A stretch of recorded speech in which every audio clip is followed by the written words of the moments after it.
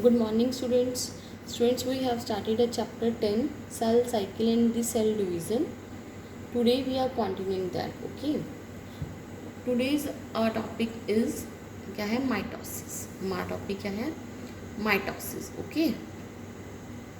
Mitosis क्या होता है हमारे पास. This type of the division the chromosomes replicate themselves. जो क्रोमोसोम्स होते हैं वो क्या होते हैं स्टूडेंट्स, रेप्लिकेट्स होते हैं. Okay. And get equally distributed into daughter nuclei. और वो किस में डिस्ट्रीब्यूट होते हैं, डॉटर न्यूक्लियाई में. That is the chromosome number in the parental and the progeny cell become the same. Means वो क्या कहते हैं, इस टाइप की डिवीज़न में क्या होता है, जो क्रोमोसोम है रेप्लिकेट हो गया अपने आप ही और इक्वली डिस्ट्रीब्यूट किस में हो गए, डॉटर न्यूक्लियाई में. क्रोमोसोम नंबर है जो parental and the progeny cell वो क्या हो जाता है, सेम हो जाता है. ओके. जस्ट मिनट स्टूडेंट, मैं थोड़ा सा एक बार थिकनेस इंक्रीज करती हूँ. ठीक है. आगे हमारे पास क्या कह रहा है वो, हमें क्या बोलता है, therefore it is also known as a equational division. इसे क्या बोलते हैं हम, इक्वेशनल डिवीज़न बोलते हैं. याद रहेगा आपको. मीन्स हमने इसमें क्या बोला कि जो इसमें जो क्रोमोसोम्स हैं वो अपने आप रेप्लिकेट हो गए और इक्वली डिस्ट्रीब्यूट किस में हो गए, डॉटर न्यूक्लियाई में. और जो क्रोमोसोम नंबर होएगा वो पेरेंटल और प्रोजेनी सेल में क्या होगा, सेम होगा. और इसे हम क्या बोलते हैं, इक्वेशनल डिवीज़न. सुनिए ये चैप्टर वैसे भी बहुत ईजी है बट आपको सेल्फ स्टडी करनी पड़ेगी इस चैप्टर में. Okay. Mitosis is also known as the somatic cell division. हम इसको क्या बोलते हैं, somatic cell division, because it result in the formation of the somatic cell. क्योंकि ये क्या बनाता है, सोमेटिक सेल बनाता है. Okay. Mitotic cell division is seen in the diploid somatic cell in the animals. हम इसको कहाँ दे सकते हैं, diploid somatic cell in the animals में. डिप्लॉयड आपको पता है स्टूडेंट्स, हैप्लॉयड 1n था, डिप्लॉयड का होता है 2n. Whereas in plants, mitotic divisions is seen in both haploid and the diploid cell. जो माइटोटिक डिवीज़न है स्टूडेंट्स वो कहाँ देखी जा सकती है हमारे पास, haploid and the diploid cells में. ओके. आपको क्लियर हो गया ये तो. आगे देखिए हमारे पास आगे क्या है, mitosis is considered to be the short period of the chromosome condensation. जो माइटोसिस है वो कैसे कंटिन्यू, शॉर्ट पीरियड है. शॉर्ट पीरियड किससे, क्रोमोसोम कंडेंसेशन का, segregation and the cytoplasmic division. Okay. It is known to be the phase of the actual cell division. ये ऐसा face है जहाँ पे क्या है, एक्चुअल क्या हो रही है, सेल डिवीज़न हो रही है. विच starts with the division of the nucleus. Students ये कहाँ से स्टार्ट हो रही है, with the start of the nuclear, followed by the separation of the daughter chromosome. That is the karyokinesis. Friends karyokinesis क्या होती है, एक टाइप की क्या होती है, सेल डिवीज़न होती है. Okay. And terminates with the cytoplasmic division. ठीक है. हमारे पास क्या बात करें हम, जो माइटोसिस होगी short period of the chromosome condensation है, उसमें सेग्रीगेट हो रही है एंड दी साइटोप्लाज्मिक डिवीज़न होगी. इस फेज़ को हम क्या बोलते हैं, एक्चुअल सेल डिवीज़न यहाँ से स्टार्ट हो जाती है. और ये क्या स्टार्ट करती है, division of the nucleus start होती है. और ये कैसे followed by the separation of the daughter chromosome. Daughter chromosome होते हैं वो सेपरेट हो जाते हैं. उसे हम क्या बोलते हैं, karyokinesis and it terminates with the cytoplasmic division. आगे स्टूडेंट्स हमारे पास दैट इज साइटोकाइनेसिस, वही सेल डिवीज़न होगी. Karyokinesis it is further divide to main sub categories. Students कब सब कैटेगरीज कौन कौन सी हमारे पास, prophase, metaphase, anaphase and the telophase. Okay. हमारे पास 4 सब कैटेगरीज होगी, prophase, metaphase, anaphase and the telophase. Okay.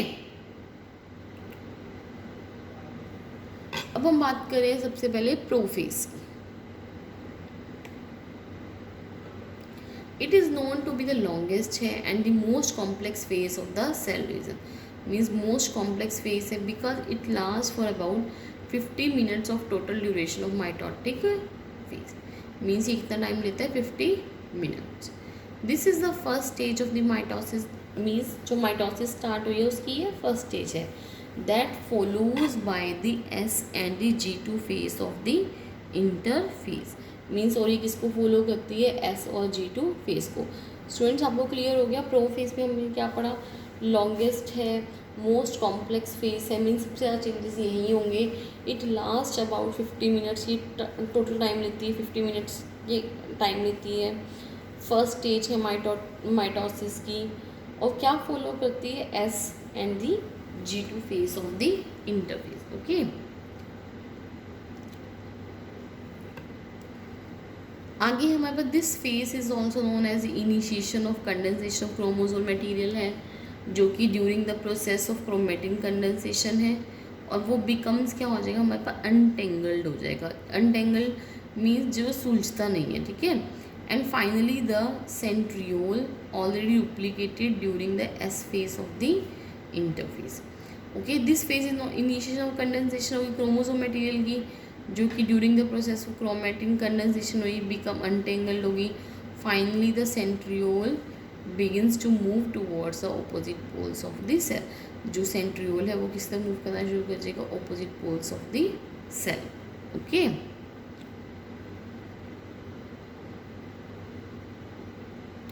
आगे हमारे पास student, for the suitability in study we can categorise prophase. Prophase को हम कैटेगराइज करें अर्ली प्रोफेज। अब हमारे पास किसकी बात आ रही है, early prophase.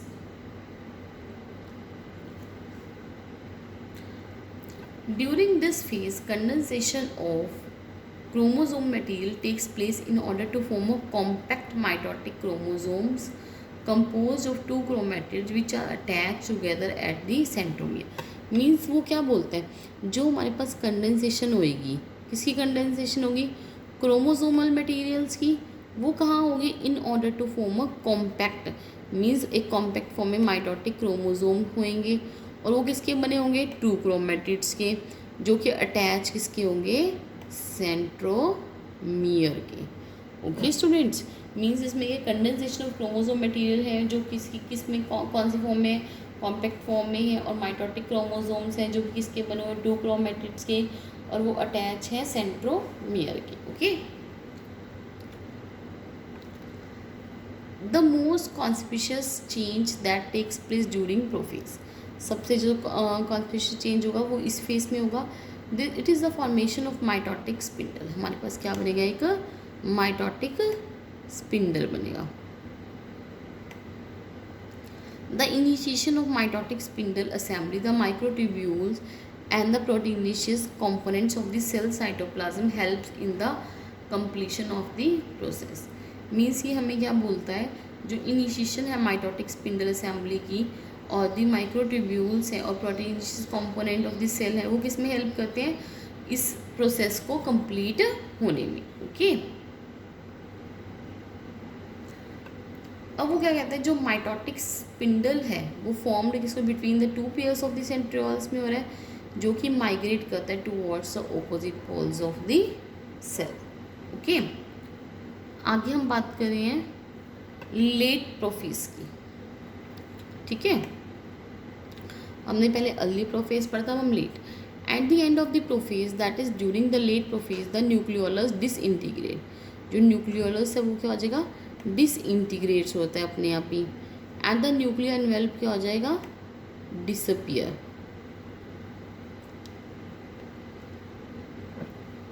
This disappearance marks the end of the prophase. ये डिसअपियरेंस क्या मार्क करेगी, and of the prophase. If we view cells under the microscope during the prophase, the cell will not show nucleolus. कोई भी nucleolus show नहीं करेगा, ना ही nuclear envelop show करेगा, ना गोल्गी कॉम्प्लेक्स, ना ही एंडोप्लाज्मिक रेटिकुलम। ओके, अगर हम माइक्रोस्कोप के अंदर उसे देखते हैं।